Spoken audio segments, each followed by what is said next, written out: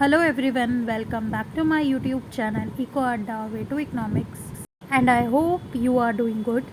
So today we continue NCERT class 11th part A Statistic in Economics chapter 3 Organization of Data.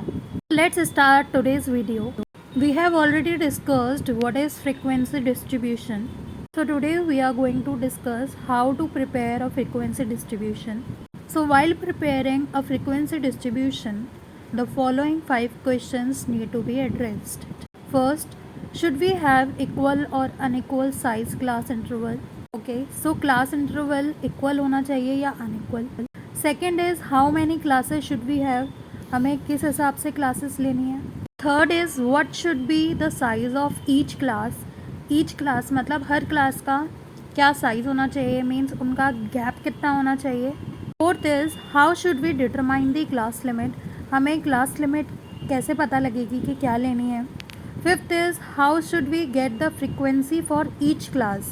कि हर class की क्या frequency होगी वो हम कैसे decide करेंगे. So now we are going to study these points one by one. So सबसे पहले हमें ये पता होना चाहिए कि class interval होता क्या है. In statistic, the data is arranged into the different classes and the width of such classes is called a class interval. So according to the statistic, class interval एक arrangement है किसी भी data को into the different classes में उसको arrange करना ताकि उसकी study जो है वो easy हो जाए. Also it includes the width, means उनके बीच का gap जो है that is also known as class interval. अभी हम further इसको practically भी समझेंगे. Before that we are going through with the equal and unequal sized class interval. So basically there are two situations in which unequal sized intervals are used. First, when we have the data on income and other similar variables where the range is very high. क्योंकि income के data में बहुत ज़्यादा range होती है इसलिए वहाँ पर अनइक्वल डिस्ट्रीब्यूशन होता है क्लास इंटरवल का. For example, income per day may range from nearly 0 to many hundreds crore of rupees. In such a situation, equal class interval are not suitable. तो ऐसे केस में जहाँ पर डाटा बहुत enlarge होता है वहाँ पर equal size class interval use नहीं किया जा सकता.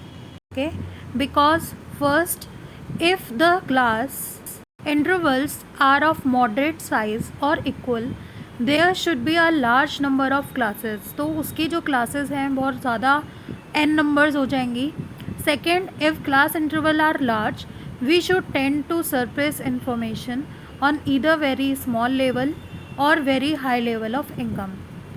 Second, if a large number of values are concentrated in a small part of a range, equal class interval should be laid to lack of information of many values. हो सकता है कि जब हम डाटा को अरेंज करें तो उसमें से कुछ इन्फॉर्मेशन जो है वो हम खो दें या उसको अरेंज करने में हमें प्रॉब्लम हो, हमसे लॉस ऑफ डाटा हो सकता है. So in all other cases, equal sized class intervals are used in frequency distribution. So क्या यूज़ किया जाता है? equal sized class interval को ज़्यादातर यूज़ किया जाता है. Okay, so the next topic is how many classes should we have. हमें किस according classes लेनी पड़ती है. So the number of classes is usually between 6 to 15. In case we are using equal sized class intervals, then the number of classes can be calculated by the dividing the range, the difference between the largest and the smallest value of variable by the size of the class interval. So class interval हम कैसे find out कर सकते हैं? By the range. So what is the range? Range is the difference between the highest value and the lowest value in the series. Okay, so range को calculate करने का formula क्या है? Maximum value minus minimum value. So minus value में से हम minimum value को अगर माइनस करेंगे then we will find range of that particular class interval. Okay, यहाँ तक क्लियर है. The next topic is class size. So the difference between the true upper limit and the true lower limit of the class interval is called the class size. Okay, so this is very similar to the range. So class size remain the same for all the class interval. यहाँ पर class size जो है वो हर class interval का same ही रहेगा। Okay, so class size जो है वो हर क्लास इंटरवल का सेम ही रहेगा। For example the class interval like 10 to 20, so the class size is 20 - 10 which is 10। ठीक है, तो सो यहाँ पर जितने भी क्लास साइज होंगे वो सब 10 ही रहेंगे। ओके, सो इस वीडियो में इतना ही। Thank you so much for watching this video. Also comment down if you have any query regarding this video. So if you like the content, please like, share and subscribe to our video. And don't forget to press the bell icon to get the notification of the upcoming videos. See you in the next video. Thank you.